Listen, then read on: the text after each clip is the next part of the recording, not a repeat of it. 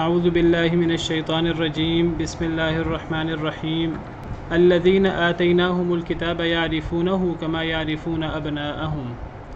جی آج کون پڑھیں گے؟ سر میں پڑھوں؟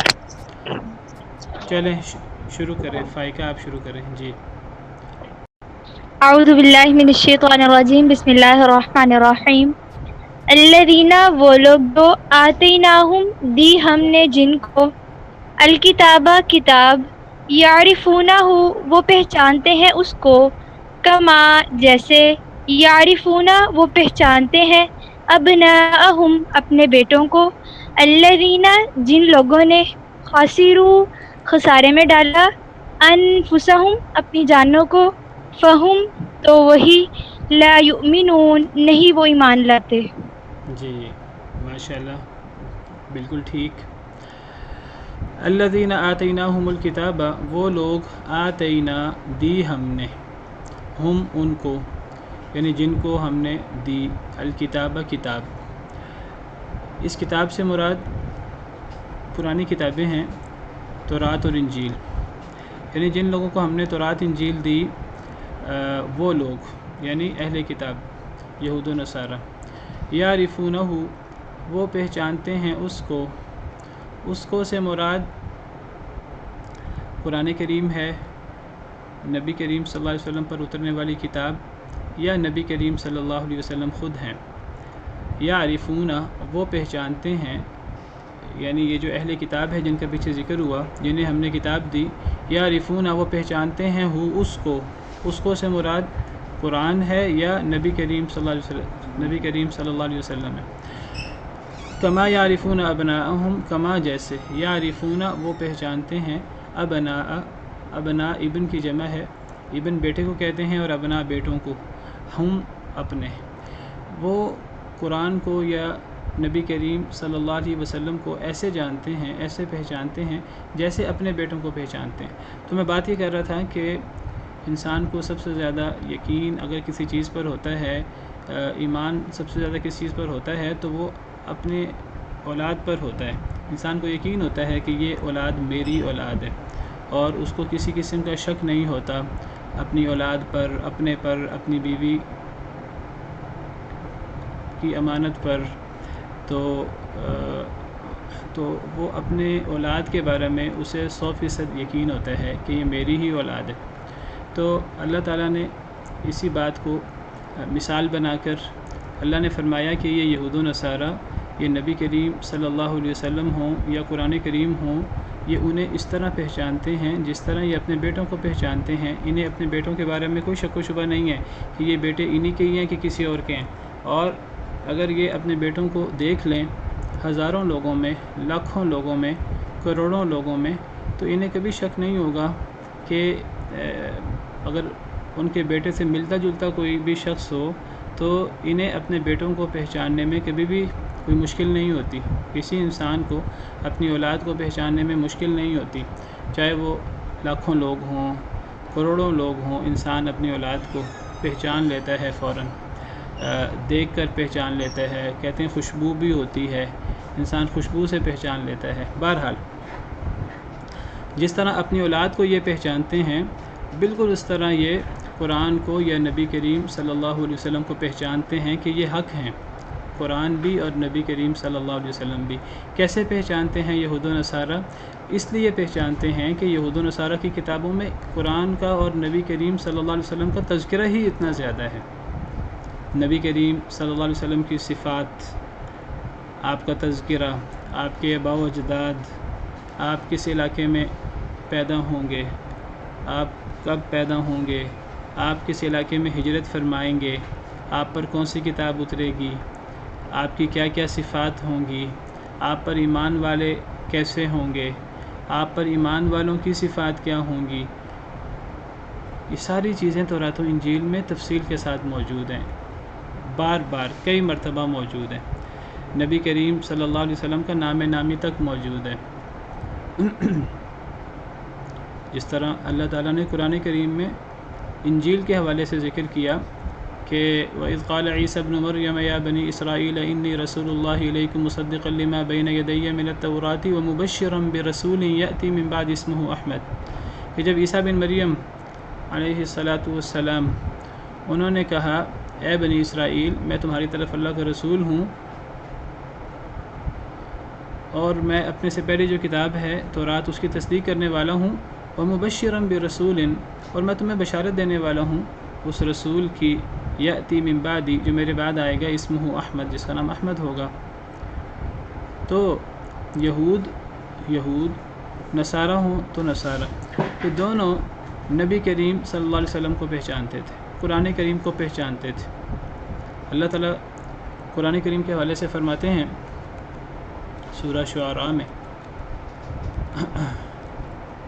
وَإِنَّهُ لَفِي زُبُرِ الْأَوَّلِينَ،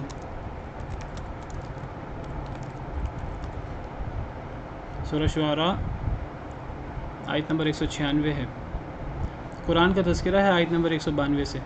وَإِنَّهُ لَتَنزِيلُ رَبِّ الْعَالَمِينَ، یہ اللہ رب العالمین کی طرف سے اتارا ہوا ہے، نزل بہ الروح الامین، اس قرآن کا روح الامین لے کر اترے ہیں، یعنی جبریل امین علیہ السلام، علی قلبک، آپ کے قلب اطہر پر اے نبی صلی اللہ علیہ وسلم، لتکون من المنذرین، تاکہ آپ ڈرانے والے بن جائیں، بلسان عربی مبین، یہ واضح عربی زبان میں ہے، وَإِنَّهُ لَفِي زُبُرِ الْأَوَّلِينَ، اور بے شک یہ یعنی یہ قرآن، لفی زبور الاولین، پرانے صحیفوں میں ہے، قرآن پرانے صحیفوں میں ہے۔ اس کا کیا مطلب ہے؟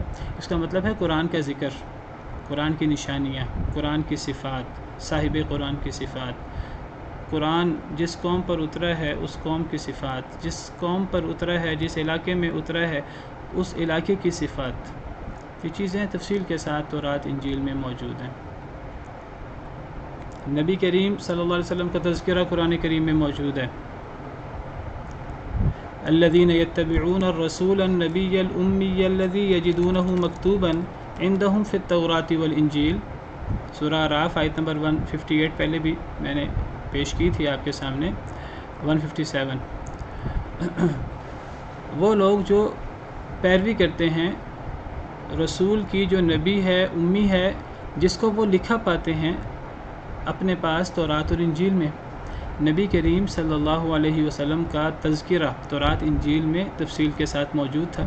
اللہ تعالیٰ صراحت سے فرماتے ہیں کہ وہ رسول نبی امی جنہیں وہ اپنی تورات اور انجیل میں اپنی کتابوں میں لکھا پاتے ہیں، نبی کریم صلی اللہ علیہ وسلم کا نام نامی، آپ کی صفات،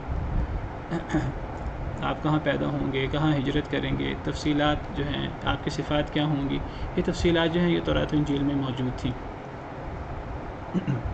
بلکہ صرف نبی کریم صلی اللہ علیہ وسلم کی صفات نہیں، بلکہ نبی کریم صلی اللہ علیہ وسلم کس علاقے میں ہوں گے وہ بھی، اور نبی کریم صلی اللہ علیہ وسلم ان کے صحابہ کی صفات تک موجود تھیں تورات انجیل میں۔ یہ سورہ فتح آیت نمبر 29 ہے۔ اللہ فرماتے ہیں کہ محمد صلی اللہ علیہ وسلم اللہ کے رسول ہیں، والذین معہ اشداء علی الکفار، جو نبی کریم صلی اللہ علیہ وسلم کے ساتھی ہیں صحابہ، اشداء علی الکفار، کافروں پر سخت ہیں، رحماء بینہم، آپس میں نرم ہیں، تراہم رکعا سجدا، آپ انہیں رکوع سجدوں میں دیکھتے ہیں، یبتغون فضلا من اللہ ورضوانا، اللہ کا فضل اور اللہ کی رضا تلاش کرتے ہیں ہر حال ہر دم، سیماہم فی وجوہہم من اثر السجود، ان کا اثر، ان کی نشانی ان کے چہروں میں ہے، من اثر السجود، سجدے کے نشان سے، ذالک مثلہم فی التوراۃ، یہ صحابہ کی مثال ہے تورات میں، ومثلہم فی الانجیل، اور صحابہ کی مثال انجیل میں کیا ہے، کزرع اخرج شطأہ، اس کھیتی کی طرح جو اپنی کومپل نکالے، پھر وہ کومپل مضبوط ہو جائے، پھر وہ طاقتور ہو جائے، اپنے تنے پر کھڑی ہو جائے، وہ ایک بڑا بھرا وہ درخت بن جائے، اور جو کسان ہے وہ اس درخت کو، اس باغ کو، اس کھیتی کو دیکھ کر بڑا خوش ہو، اور جب وہ ایک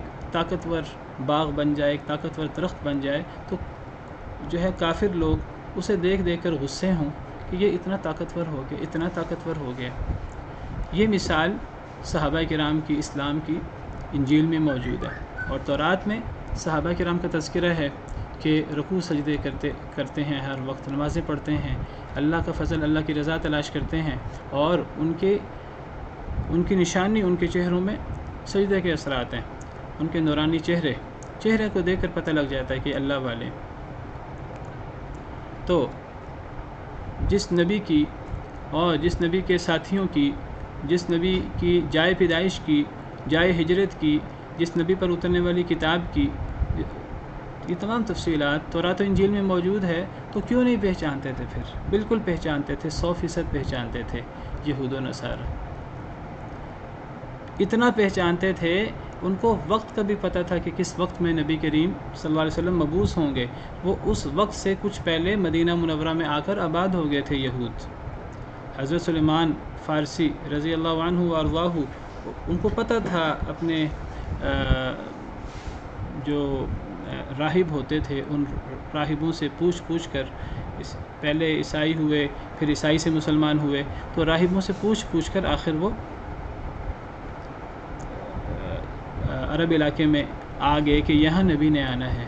یہود باقاعدہ مدینہ منورہ میں آ کر آباد ہو گئے تھے کہ نبی صلی اللہ علیہ وسلم نے یہاں ہجرت کرنی ہے۔ اللہ نے قرآن میں ذکر کیا ہے وَكَانُوا مِن قَبْلُ يَسْتَفْتِحُونَ عَلَى الَّذِينَ كَفَرُوا، کہ یہود باقاعدہ کہا کرتے تھے کافروں سے، باقاعدہ کفار سے مراد ہے یہاں وہ جو عرب کے کفار تھے، یہود کی ان سے لڑائیاں ہوتی تھیں، یہود آ کر عرب علاقے میں آباد ہو گئے تھے، تو جب یہود کی لڑائی ہوتی عرب لوگوں سے، تو یہود کہتے، عرب زیادہ تھے یہود کم تھے، تو یہود کہتے تھے کہ اگر تمہاری لڑائی ہے اور اگر تمہاری تعداد زیادہ ہے، تم غالب بھی آ رہے ہو، ایک وقت آنے والا ہے کہ ایک نبی آئے گا، ہم اس نبی کا انتظار کر رہے ہیں، ہم اس نبی کے ساتھ مل کر تم سے لڑیں گے اور تم پر فتح حاصل کریں گے۔ سورہ بقرہ میں موجود ہے وَكَانُوا مِن قَبْلُ يَسْتَفْتِحُونَ عَلَى الَّذِينَ كَفَرُوا، وہ نبی کے آنے کا انتظار کر رہے تھے اور دھمکی لگایا کرتے تھے کفار عرب کو کہ ہم نبی کے ساتھ مل کر جو نبی آنے والا ہے تم سے لڑیں گے۔ فَلَمَّا جَاءَهُم مَّا عَرَفُوا كَفَرُوا بِهِ، جب وہ نبی آ گیا جس نبی کو انہوں نے پہچان بھی لیا، کفروا بھی، لیکن پھر کفر کر دیا۔ فَلَعْنَةُ اللَّهِ عَلَى الْكَافِرِينَ، ایسے کافروں پر اللہ کی لعنت ہو جنہوں نے جانتے بوجھتے انکار کیا۔ کیوں انکار کیا؟ اس لیے انکار کیا کہ وہ ان کا خیال تھا کہ یہ نبی ہمارے خاندان میں سے آئے گا، بنی اسرائیل میں سے آئے گا، ہم ہی میں سے ہوگا، لیکن اللہ کے فیصلے اپنے ہوتے ہیں، اللہ تو کسی سے پوچھ کر کوئی فیصلہ نہیں کرتا، تو اللہ کے اپنے فیصلے ہوتے ہیں۔ اللہ نے نبی آخر الزماں کو سیدنا اسماعیل علیہ السلام کی اولاد میں سے بھیجنا تھا۔ سیدنا اسرائیل علیہ السلام کی اولاد سے حضرت اسحاق علیہ السلام اور حضرت اسرائیل حضرت یعقوب علیہ السلام کا لقب ہے۔ سارے انبیاء کرام علیہم السلام حضرت ابراہیم کے بعد انہی میں سے آئے۔ آخری نبی جن کے لیے سیدنا ابراہیم علیہ السلام نے دعا کی تھی، نبی کریم صلی اللہ علیہ وسلم خاتم النبیین، انہوں نے سیدنا اسماعیل علیہ السلام کی اولاد میں سے آنا تھا۔ جب وہ ان کی اولاد میں سے آئے، ان کو حسد ہو گیا کہ بنی اسماعیل جو ہر چیز میں، دیکھیے دو خاندان ہیں، ایک ہی دو بھائیوں کی اولاد ہیں، لیکن جب یہ سلسلہ آگے بڑھتا رہتا ہے تو پھر معاصرت پیدا ہو جاتی ہے، مقابلہ پیدا ہو جاتا ہے بھائیوں کی اولاد میں ہی۔ اب بنی اسرائیل اور بنی اسماعیل دو الگ خاندان ہیں، دو الگ، حالانکہ دو بھائیوں کی اولاد ہیں، لیکن انہوں نے کہا کہ یہ ہم میں سے کیوں نہیں آیا، ہم میں سے نہیں آیا تو ہم نہیں مانیں گے۔ بنی اسماعیل جو ہر حال میں ہم سے پیچھے، ہر معاملے میں ہم سے پیچھے ہیں، بادشاہ آئے وہ بھی بنی اسرائیل میں، نبی آئے سارے وہ بھی بنی اسرائیل میں، اور بنی اسرائیل کو اللہ نے دینی دنیاوی ہر طرح کا عروج دیا تھا۔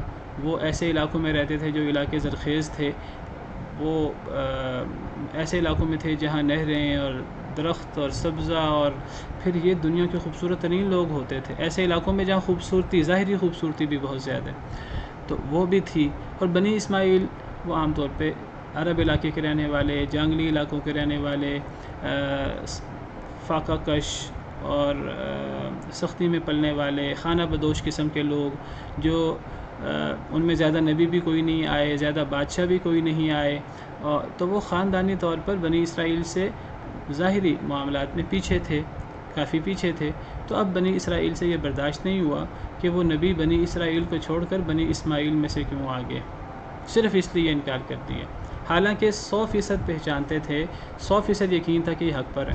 جب نبی کریم صلی اللہ علیہ وسلم تشریف لائے ہیں مدینہ منورہ میں، تو باقاعدہ یہود کے جو سردار تھے، حضرت صفیہ رضی اللہ عنہا وارضاہا ام المؤمنین، ان کی بعد میں نبی کریم صلی اللہ علیہ وسلم سے شادی ہوئی، وہ یہودی سردار کی بیٹی ہیں، تو وہ بتاتی ہیں کہ جب نبی کریم صلی اللہ علیہ وسلم مدینہ منورہ تشریف لائے تو کس طرح حضرت صفیہ کے والد حیی بن، یہ کیا نام تھا اس کا، حیی بن اخطب، تو یہ جو سردار تھا اپنے قبیلے کا، اس کا اور اس کے بھائی کا آپس میں مکالمہ ہوا، ڈائیلاگ ہوا جب نبی کریم صلی اللہ علیہ وسلم مدینہ منورہ تشریف لائے ہیں، سارے مسلمان ہو گئے انصار۔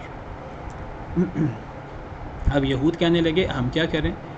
تو پتہ تو تھا کہ یہ سچے نبی ہیں، انتظار کر رہے تھے پہلے، لیکن پتہ لگا او ہو ہم تو جس نبی کا انتظار کر رہے تھے وہ تو بنی اسماعیل میں سے ہو گیا، ہمارا خیال یہ تھا ہم ہی میں سے ہوگا۔ اچھا اب آپس میں پھر سوچتے ہیں کیا کرنا ہے، تو حضرت صفیہ کے والد اور ان کے چچا، ان کے آپس میں اب ڈائلاگ ہو رہا ہے۔ تو باپ کہتا ہے چچا سے کہ چچا پوچھتا ہے کہ یہ کون ہے، کیا یہ وہی نبی ہے جس کا ہم انتظار کر رہے تھے؟ تو باپ کہتا ہے حیی بن اخطب، یہ بالکل وہی ہے، 100% وہی ہے جس کا ہم انتظار کر رہے تھے۔ چچا کہتا ہے اب کیا کرنا ہے، اب یہ تو دوسرے خاندان میں سے آ گئے ہیں۔ تو باپ کہتا ہے حیی بن اخطب کہ ہرگز ایمان نہیں لانا، انکار کرنا ہے، قدم قدم پہ مخالفت کرنی ہے، کیونکہ یہ تو دوسرے خاندان میں سے آ گئے ہیں۔ 100% پتہ تھا کہ یہ اللہ کے سچے نبی ہیں، لیکن صرف اور صرف خاندانی تعصب، خاندانی معاصرت، اس کی بنا پر اپنی آخرت کو بیچ کر دنیا خرید لی، اللہ معاف کرے۔ اور وجہ کیا تھی؟ جہالت نہیں تھی، لا علمی نہیں تھی، وجہ صرف بغاوت تھی۔ تو اللہ اس کو بیان فرما رہے ہیں، اور یہ موضوع قرآن کریم میں بکھرا ہوا ہے کئی جگہ پر۔ ام یحسدون الناس علی ما آتاہم اللہ من فضل، اللہ فرماتے ہیں کہ کیا لوگوں پر حسد کرتے ہیں کہ جو اللہ نے لوگوں کو اپنا فضل دے دیا ہے؟ کیا مراد ہے اللہ کے فضل سے؟ اللہ نے نبی بنی اسماعیل میں سے بھیج دیے ہیں تو ان کو حسد ہو گیا ہے۔ اللہ فرماتے ہیں فقد آتینا آل ابراہیم الکتاب والحکمہ وآتیناہم ملکا عظیما، ہم نے تو پوری آل ابراہیم کو کتاب بھی دی ہے، حکمت بھی دی ہے، اور ملک عظیم عطا کیا ہے۔ آل ابراہیم کو جس میں اے یہود و نصارہ تم شامل ہو، تمہیں زیادہ بادشاہت ملی ہے، تم میں زیادہ انبیاء آئے ہیں، تمہیں کتاب بھی آئی ہے، حکمت بھی آئی ہے، ملک عظیم بھی تمہیں عطا کیا ہے۔ آل ابراہیم کو ہم نے یہ سب چیزیں عطا کی ہیں۔ اب اگر دوسری اولاد میں سے بنی اسماعیل میں نبی آگے ہیں تو اس میں کیا مسئلہ ہے؟ کوئی مسئلہ نہیں ہونا چاہیے، تمہیں حسد کس بات کا ہے؟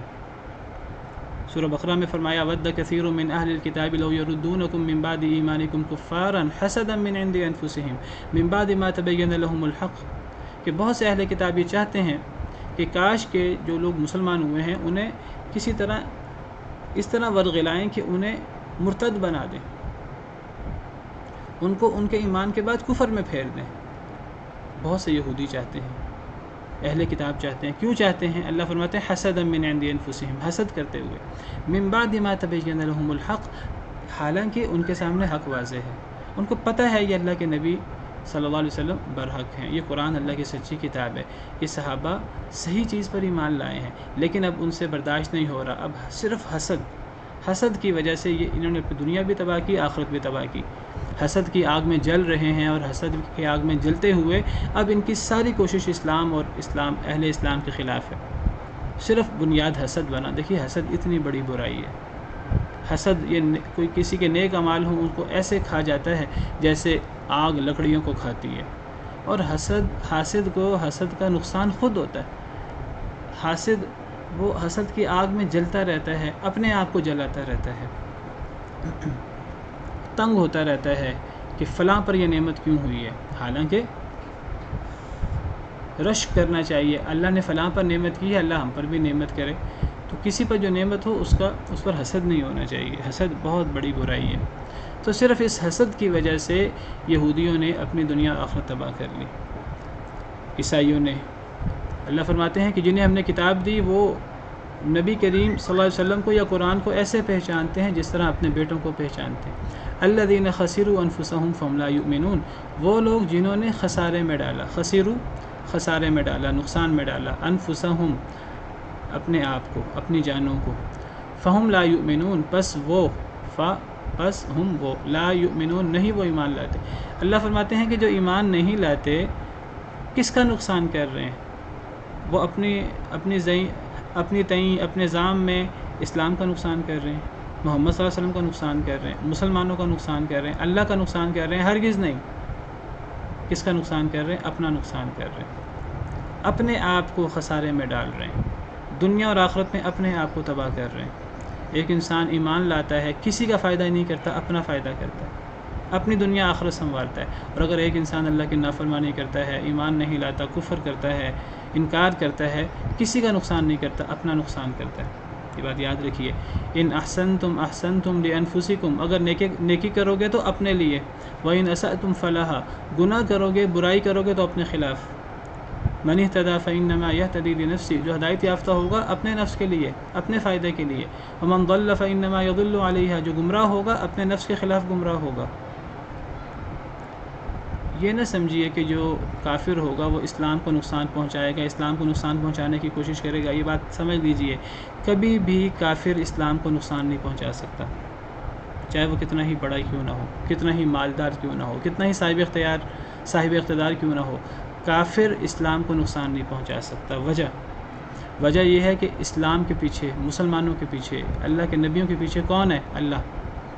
جب اللہ نبیوں کے پیچھے ہے، نبی کے ورثاء کے پیچھے ہے، ایمان والوں کے پیچھے ہے، اسلام کے پیچھے اللہ ہے، اللہ کی مدد ہے، تو اللہ کو کون نقصان پہنچا سکتا؟ کوئی نہیں نقصان پہنچا سکتا۔ لیکن پھر اسلام کے خلاف سازشیں جب ہوتی ہیں تو پھر اثر انداز کیوں ہوتی ہیں اسلام پر؟ وہ اثر انداز کافروں کی وجہ سے نہیں ہوتی، یہ بات بھی یاد رکھیے۔ قرآن ہمیں یہ تعلیم دیتا ہے، وہ سازشیں اگر کامیاب ہوتی ہیں ظاہری طور پر، وقتی طور پر، وہ ہمارے وجہ سے ہوتی ہیں، ہم مسلمانوں کی وجہ سے۔ اسلام کو کافر نقصان نہیں پہنچاتے، اسلام کو نقصان پہنچاتے تو مسلمان پہنچاتے ہیں۔ اللہ نے قرآن میں کتنے وعدے کیے ہیں، کتب اللہ لاغلبن انا ورسولی، اللہ نے یہ بات لکھ دی ہے، لکھ کر قلم توڑ دیا ہے کہ میں اور میرا رسول غالب آئیں گے۔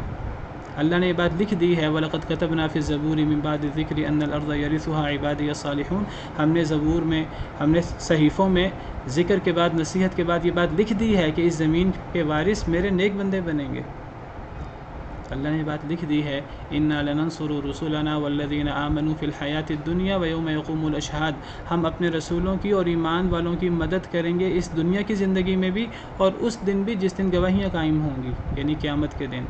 اللہ کا وعدہ ہے کہ دنیا میں بھی اور آخرت میں بھی اللہ کے رسول اور ایمان والے، اللہ ان کی مدد کریں گے۔ اللہ فرماتے ہیں كَذَلِكَ حَقًّا عَلَيْنَا نُنْجِي الْمُؤْمِنِينَ، حَقًّا عَلَيْنَا نَصْرُ الْمُؤْمِنِينَ، ہم پر حق ہے کہ ہم مؤمنین کی مدد کریں۔ اللہ فرماتے ہیں وَلَا تَهِنُوا وَلَا تَحْزَنُوا وَأَنْتُمُ الْأَعْلَوْنَ، سستی نہ کرو، غم نہ کرو، تم ہی غالب ہوگے، ان کنتم مؤمنین، بشرطے کہ تم مومن ہو۔ کتنے وعدے اللہ تعالیٰ کے، کتنی یقین دہانیاں ہیں اللہ کی طرف سے۔ اور اللہ فرماتے ہیں کافروں کے بارے میں لَن يَضُرُّوكُمْ إِلَّا أَذًى، یہ تمہیں ہرگز نقصان نہیں دے سکتے مگر تھوڑی سی تکلیف۔ وَإِن يُقَاتِلُوكُمْ يُوَلُّوكُمُ الْأَدْبَارَ ثُمَّ لَا يُنصَرُونَ، اگر یہ تم سے لڑیں، ایمان والوں سے، جن کے اندر ایمان ہو، ایمان والوں سے لڑیں تو وَإِن يُقَاتِلُوكُمْ يُوَلُّوكُمُ الْأَدْبَارَ، یہ پیٹھیں پھیر کے بھاگیں گے، ثُمَّ لَا يُنصَرُونَ، پھر ان کی مدد نہیں ہوگی، تمہاری تو مدد ہوگی، اللہ کریں گے فرشتوں کے ذریعے، اپنے لشکروں کے ذریعے۔ کتنی آیتیں قرآن کریم کی، میں وہ آیتیں پڑھ نہیں سکتا آپ کے سامنے۔ تو اگر کوئی نقصان کرتا ہے، کوئی اگر ایمان نہیں لاتا تو سراسر اپنا نقصان کرتا ہے، نہ اللہ کا نقصان کر سکتا ہے، نہ اللہ کے رسول کا نقصان کر سکتا ہے، نہ ایمان والوں کا نقصان کر سکتا ہے، نہ اسلام کا نقصان کر سکتا ہے۔ اسلام کا نقصان کوئی کرتا ہے وہ مسلمان کرتے ہیں، اور مسلمان بھی اصلاً نہیں کر سکتے۔ یہ اللہ نے چونکہ آزمائش رکھی ہے دنیا میں، تو دنیا میں کبھی ہمیں لگتا ہے کہ اسلام مغلوب ہے، حالانکہ مغلوب نہیں ہوتا، اسلام نے ہمیشہ غالب آنا ہے، جتنا اس کو دبایا جائے یہ اتنا ابھر کر سامنے آتا ہے۔ اسلام نے ہمیشہ غالب رہنا ہے، یہ تو سعادت ہے ان لوگوں کی جو اسلام کو تھامے رکھتے ہیں، جو اسلام کو مسلمانوں کے سہارے کی ضرورت نہیں ہے، مسلمانوں کو اسلام کے سہارے کی ضرورت ہے۔ اللہ کے قرآن کو مسلمانوں کی ضرورت نہیں ہے، مسلمانوں کو اللہ کی کتاب کی ضرورت ہے۔ مسلمان اگر کتاب پر عمل کریں تو اس کتاب کے ذریعے اللہ لوگوں کو عروج عطا کرتا ہے، اور اس کتاب پر عمل نہ کرنے کی وجہ سے اللہ لوگوں کو سزا دینے کے لیے ذلیل کر دیتا ہے۔ وہ اسلام ذلیل نہیں ہوتا، مسلمان ذلیل ہو رہے ہوتے ہیں اپنے عمل کی وجہ سے۔ ان اللہ یرفع بہذا الکتاب اقواما ویضع بہ آخرین، اللہ اس کتاب کے ذریعے بہت سی قوموں کو بلندی عطا کرتے ہیں، عروج عطا کرتے ہیں، اور یہ صرف کتابی باتیں نہیں ہیں، یہ عملی اس کا مظاہرہ ہم نے دیکھا ہے۔ نبی کریم صلی اللہ علیہ وسلم کا دور، خلفائے راشدین کا دور، اس کے بعد کا سنہرا دور اسلام کا، اسلام تقریباً پوری دنیا پہ غالب آ چکا تھا۔ پھر پھر آہستہ آہستہ مسلمان زوال کا شکار ہوتے گئے اپنے اعمال کی وجہ سے، ذلیل ہوتے گئے اللہ سے دور ہونے کی وجہ سے۔ اللہ نے یہ غلبہ تو بنی اسرائیل کو بھی دیا تھا، یہود کو بھی دیا تھا، نصارہ کو بھی دیا تھا، اتنا اللہ نے انہیں غلبہ دیا تھا، وہ اپنے آپ کو اللہ کے بیٹے، اللہ کے محبوب کہتے تھے، اور اللہ نے فرمایا تھا کہ میں نے تمہیں اپنے زمانے کی سب سے افضل قوم بنایا ہے، یہود و نصارہ کو، لیکن جب انہوں نے اس کا دھیان نہیں رکھا اللہ نے انہیں ذلیل کر دیا۔ پھر مسلمانوں کو اللہ نے افضل قوم بنایا، لیکن اس فضیلت کا پاس رکھنا تو ہماری ذمہ داری ہے نا۔ اگر ہم اس ذمہ داری کے پاس نہیں رکھیں گے، ہم قرآن کو چھوڑ دیں گے، نبی صلی اللہ علیہ وسلم کی سنت کو چھوڑ دیں گے، اسلام کو چھوڑ دیں گے، پھر ہم کہیں کہ جی مسلمان بھی ہم ہی ہیں اور تعزیانے بھی ہمیں ہی پڑھتے ہیں، ظلم پہ بھی ہم پہ ہی ہوتا ہے۔ ہم پہ ظلم اسلام کی وجہ سے نہیں ہوتا، ہم پہ ظلم ہمارے اپنے کرتوتوں کی وجہ سے ہوتا ہے، اللہ کی طرف سے سزا ملتی ہے۔ تو بہرحال فرمایا الذین خسروا انفسهم فهم لا یؤمنون، جن لوگوں نے اپنے آپ کو خسارے میں ڈالا وہ ایمان نہیں لاتے، ایمان نہ لانے کی وجہ سے وہ خود نقصان اٹھاتے ہیں، کسی دوسرے کا نقصان نہیں کرتے۔ اگر یہود ایمان نہیں لائے، اسلام کو کوئی نقصان نہیں ہے، یہود نے اپنے پاؤں کاٹے ہیں، اپنا نقصان کیا ہے دنیا میں بھی اور آخرت میں بھی، اور وجہ صرف حسد ہے۔ ومن اظلم ممن افترا، جی کون پڑھے گا آگے؟ چلیں ہینا آپ پڑھ لیں جی۔ استاد مجھ سے پہلے آیت پڑھنی ہے۔ جی جی۔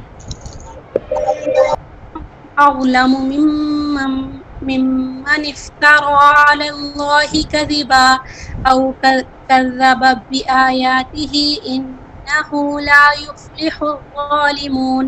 ومن اظلم، اور کون زیادہ ظالم ہے، ممن افترا، جس نے باندھا علی اللہ، اللہ پر، کذباً جھوٹ، او کذب بآیاتہ، یا اس کی آیات کو جھٹلایا، انہ، بے شک وہ، لا یفلح الظالمون، کامیاب نہیں ہوں گے ظالم۔ جی بالکل ٹھیک، شاباش۔ ومن اظلم، اور کون، من کا مطلب کون بھی ہوتا ہے، کیا بھی ہوتا ہے، کیا یا کون، اور جو بھی ہوتا ہے۔ من استفہامیہ بھی ہوتا ہے کیا کے معنی میں، اور یہ موصولہ بھی ہوتا ہے جو کے معنی میں، اور نہیں کے معنی میں بھی ہوتا ہے کبھی۔ تو یہاں یہ استفہامیہ ہے، کون، اظلم زیادہ ظالم ہے، ممن، یہ دو لفظ ہیں، ایک من اور ایک من، اس سے جو، افترا جھوٹ باندھے، افترا کے اندر جھوٹ باندھنا، یہ دونوں معنی شامل ہیں۔ علی اللہ، اللہ پر، کذباً جھوٹ، کذباً تکرار کے طور پر آیا ہے، ورنہ افترا کے اندر دونوں چیزیں شامل ہیں۔ اور کون زیادہ ظالم ہے، اس سے جو جھوٹ باندھے اللہ پر، جھوٹ، او کذب بآیاتی، یا جھٹلائے بآیاتی، اس کی آیتوں کو۔ یعنی سب سے بڑا ظالم کون ہے؟ اللہ کا سب سے ناپسندیدہ، اللہ کے سب سے بڑے عذاب کا مستحق، سب سے بڑا نافرمان، سب سے بڑا ظالم، جو اللہ پہ جھوٹ باندھے۔ اللہ پہ جھوٹ باندھنے سے مراد ایک بندہ نبی نہیں ہے وہ کہ میں نبی ہوں، مجھ پر اللہ کی طرف سے وحی نازل ہوتی ہے، جس طرح مسیلمہ کذاب نے دعویٰ کیا، جس طرح اور بہت سارے لوگوں نے دعویٰ کیا، اور آج کل جس طرح غلام احمد قادیانی ملعون نے دعویٰ کیا۔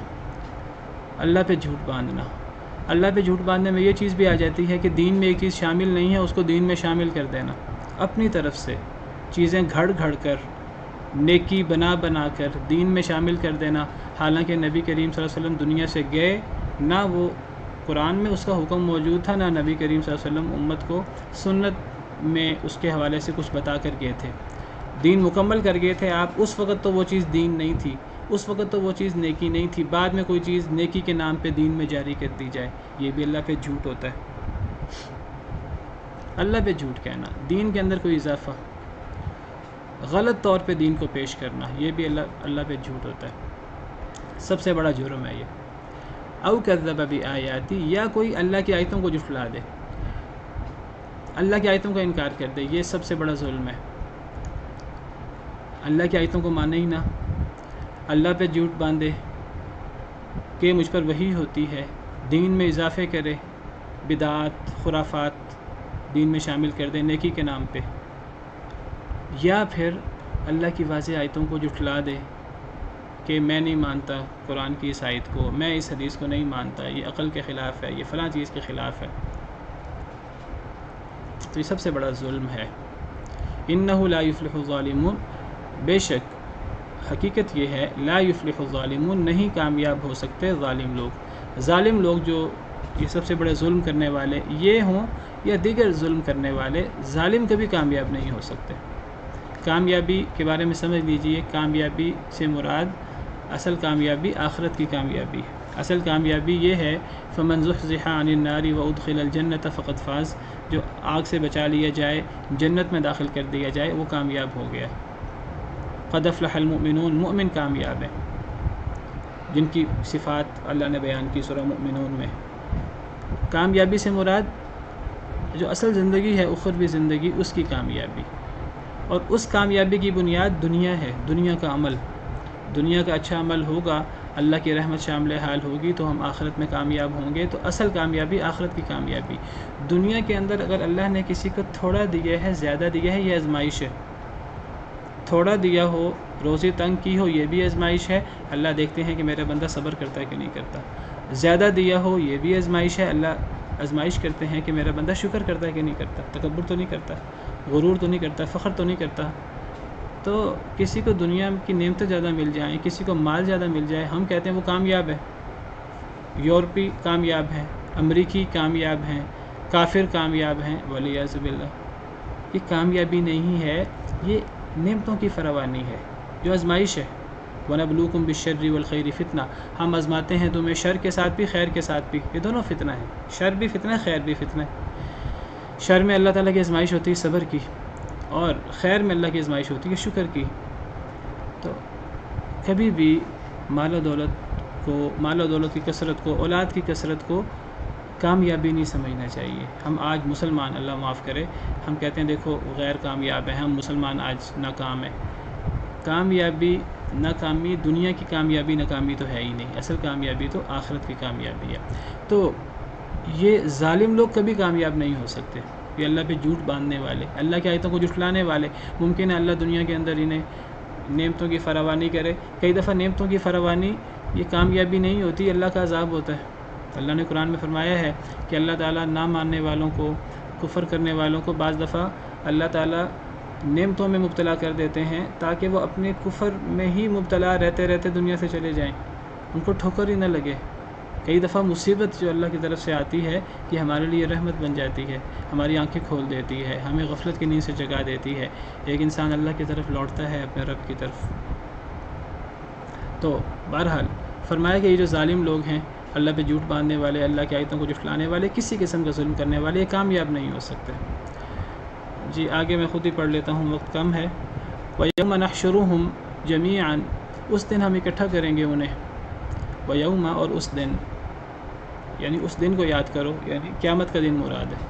نحشرهم، نحشر حشر سے ہے، نحشر ہم اکٹھا کریں گے، حشر کا مطلب اکٹھا کرنا، جمع کرنا۔ ہم ان کو، یعنی لوگوں کو، سب لوگوں کو، مسلمانوں یا کافر، یعنی یہ دنیا صرف یہی زندگی نہیں ہے، اصل زندگی تو آخرت کی زندگی ہے۔ اس دنیا کے بعد آخرت میں سب نے اکٹھے ہونا ہے، اللہ نے ہمیں اکٹھا کرنا ہے سب کو، اسی لیے اس دن کو یوم الحشر کہتے ہیں۔ اس دن کے ناموں میں سے ایک نام یوم الحشر بھی ہے۔ اس دن ہم اکٹھا کریں گے انہیں جمیعاً، سب کو، کوئی ایک بھی باقی نہیں بچے گا، اللہ نے سب کو گن رکھا ہے۔ وَحَشَرْنَاهُمْ فَلَمْ نُغَادِرْ مِنْهُمْ أَحَدًا، سورہ کہف میں اللہ فرماتے ہیں ہم سب کو اکٹھا کریں گے، سب کو جمع کر دیں گے، فَلَمْ نُغَادِرْ مِنْهُمْ أَحَدًا، کسی ایک کو بھی نہیں پیچھے چھوڑیں گے۔ کوئی یہ نہ سمجھے کہ لاکھوں کروڑوں اربوں خربوں میں جو ہے وہ شاید میں رہ جاؤں، میرا پتہ نہ لگے، کوئی ایک بھی پیچھے نہیں رہے گا، اللہ کسی ایک کو بھی نہیں چھوڑیں گے۔ لَقَدْ أَحْصَاهُمْ وَعَدَّهُمْ عَدًّا، اللہ نے انہیں شمار کر رکھا ہے، اللہ نے انہیں گن رکھا ہے، تو اللہ کسی ایک کو بھی نہیں چھوڑیں گے، ہر ایک اللہ کے سامنے میدان محشر میں پیش ہوگا۔ ثم نقول، پھر ہم کہیں گے، ثم پھر نقول ہم کہیں گے، للذین، لام ذلی کے لیے، الذین ان لوگوں کے لیے، پھر ہم کہیں گے للذین ان لوگوں کے لیے، اشرکوا جنہوں نے شرک کیا، این شرکاؤکم کہاں ہیں تمہارے شریک، این کہاں ہیں، شرکاء شریک، کم تمہارے، الذین وہ سب لوگ، کنتم تھے تم، تزعمون گمان کیا کرتے۔ اللہ فرماتے ہیں کہ قیامت کا دن ہوگا ان سب لوگوں کو، مسلمانوں یا کافر، یہاں خطاب کفار کو ہے، سب لوگوں کو ہم اکٹھا کریں گے. ثم نقول للذین اشرکوا، پھر ہم کہیں گے مشرکین سے، ان لوگوں سے جنہوں نے شرک کیا، مشرکین مکہ اور دیگر مشرکین، یہود بھی مشرکین ہیں، عیسائی بھی مشرکین ہیں، مجوسی بھی شرک کرتے ہیں، بہرحال جو بھی مشرک ہے، جو بھی اللہ کے ساتھ اوروں کو شریک بناتا ہے، پھر ہم کہیں گے ان لوگوں سے جنہوں نے شرک کیا، این شرکاؤکم، کہاں ہیں تمہارے شریک، الذین کنتم تزعمون، جنہیں تم گمان کرتے تھے. کیا گمان کرتے تھے؟ کہ وہ شریک ہیں اللہ کے، وہ اللہ کے برابر ہیں، تم انہیں اللہ کے برابر، اللہ کے شریک ٹھہراتے تھے. تو اللہ فرمائیں گے دنیا میں تم نے اللہ کے ساتھ کچھ اور لوگوں کو اللہ کا شریک بنا دیا تھا، تم ان کے بارے میں سفارش کا غلط عقیدہ رکھتے تھے، تم ان کے بارے میں یہ عقیدہ رکھتے تھے کہ وہ تمہیں نفع نقصان دے سکتے ہیں دنیا میں بھی اور آخرت میں بھی. اگر کوئی مسئلہ ہوگا، اگر آخرت ہوئی، تم آخرت کو مانتے ہی نہیں تھے، لیکن تم کہتے تھے اگر آخرت ہوئی، اگر ہمیں آخرت میں اللہ کے غضب کا سامنا کرنا پڑا تو یہ ہمارے شریک جن کو ہم نظر و نیاز دیتے ہیں، جن کے لیے ہم ذبح کرتے ہیں، تو یہ ہمیں قیامت کے دن بچائیں گے اللہ کے غضب سے، یہ ہماری سفارش کریں گے اگر اللہ ناراض ہوا. تو اللہ فرمائیں گے قیامت کے دن اللہ بڑے غضب میں ہوں گے.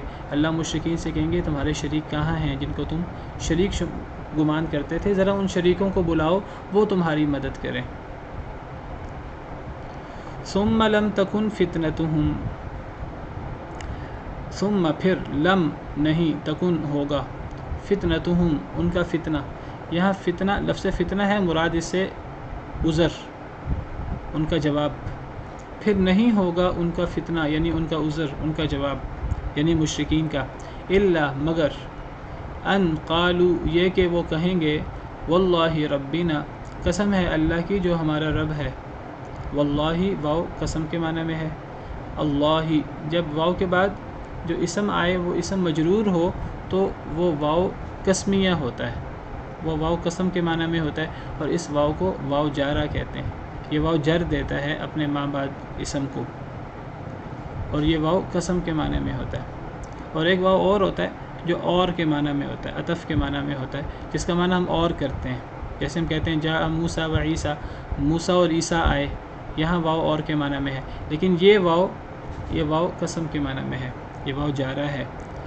پھر نہیں ہوگا ان کا عذر مگر یہ کہ وہ کہیں گے، واللہ قسم ہے اللہ کی، ربنا جو ہمارا رب ہے، ما کننا مشرکین نہیں تھے ہم مشرک.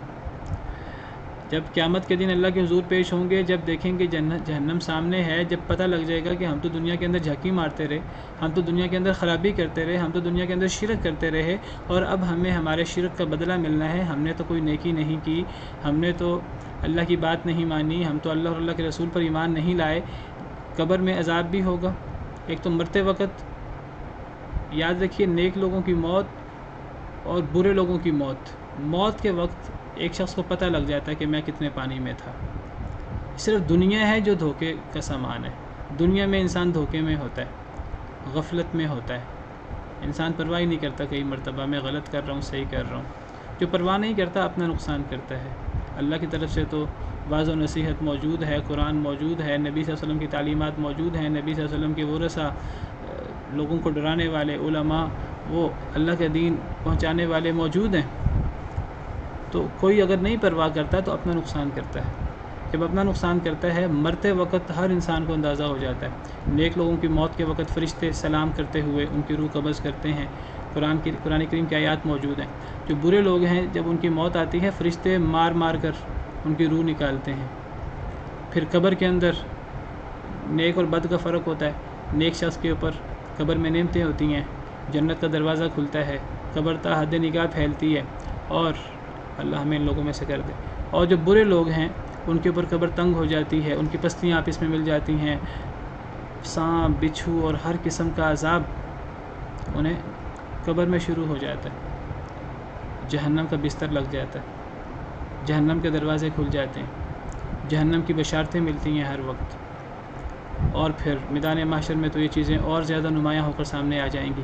جب یہ سب چیزیں مشرکین کے سامنے آئیں گی، اور سب سے بڑا جرم شرک ہے، شرک قابل معافی بھی نہیں ہے اگر کوئی توبہ کیے بغیر فوت ہو جائے مشرک. تو مشرک جب موت کے وقت مار پڑ چکی ہوگی، انہیں قبر کے اندر وہ عذاب کا شکار ہو چکے ہوں گے، میدان محشر کے اندر موجود ہوں گے، جنت جہنم سامنے ہوگی، ان کو پتہ ہوگا، اب وہ کہیں گے کہ عافیت اسی میں ہی ہے کہ ہم اپنے سارے کرتوتوں کا انکار کر دیں۔ اللہ بڑے غصے میں ہوں گے، اللہ پوچھیں گے کہاں ہیں میرے شریک جن کو تم شریک بنایا کرتے تھے؟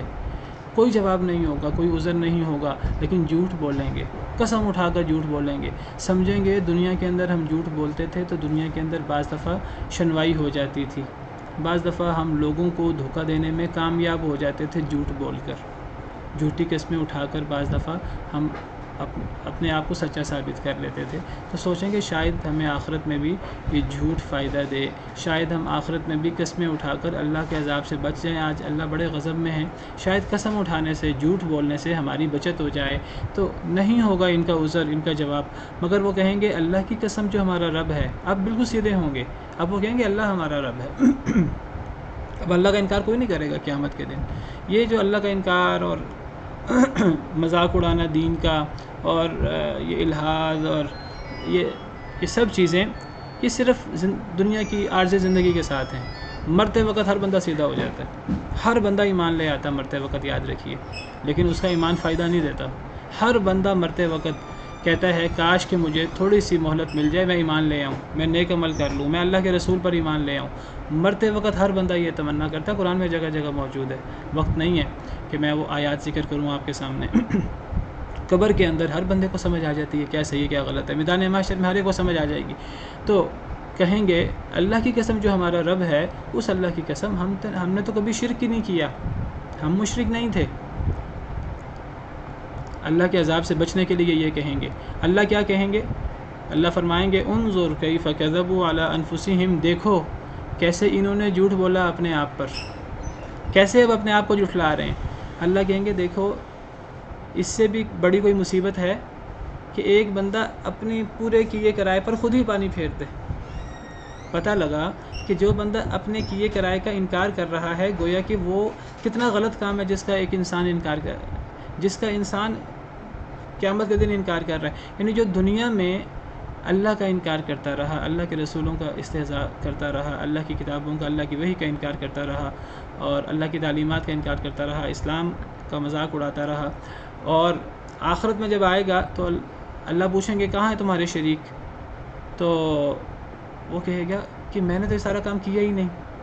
گویا کہ اللہ کا کتنا بڑا احسان ہے کہ جو چیز آخرت میں پیش آنی ہے اللہ نے دنیا میں وہ منظر کشی ہمارے سامنے کر دی ہے۔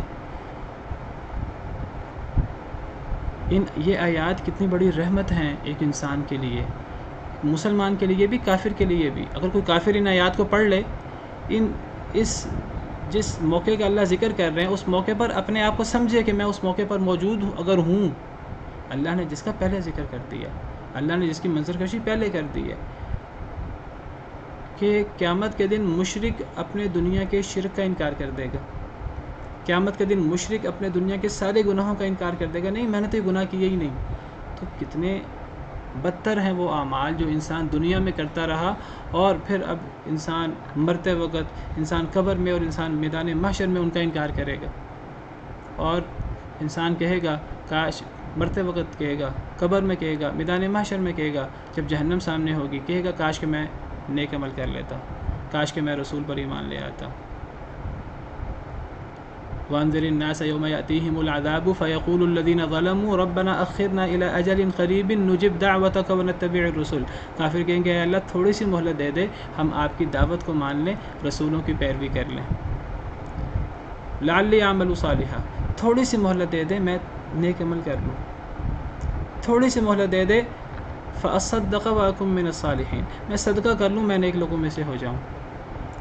تو انسان جو اپنی پوری زندگی کا انکار کر رہا ہے مرتے وقت، قبر میں، قیامت کے دن، تو وہ کتنی نحوست والی زندگی جس کا انسان انکار کر رہا ہے۔ لیکن المیہ یہ ہے کہ وہ زندگی گزارتے ہوئے کسی کو احساس نہیں ہوتا، اور احساس ہوگا کیسے؟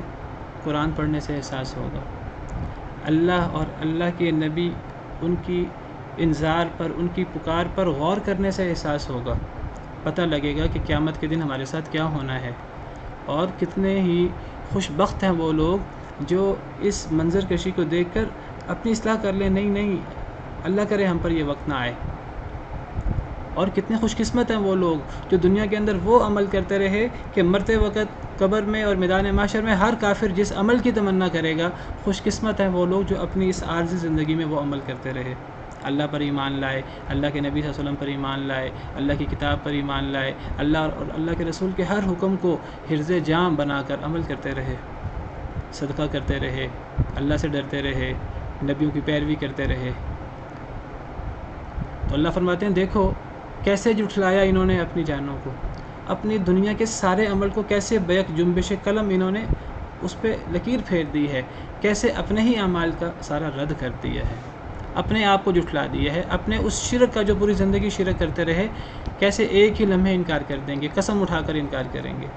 وضل عنہم ما کانوا یفترون، اور گم ہو جائے گا ان سے جو وہ جھوٹ باندھا کرتے تھے، یفترون جو وہ افطرا کیا کرتے تھے۔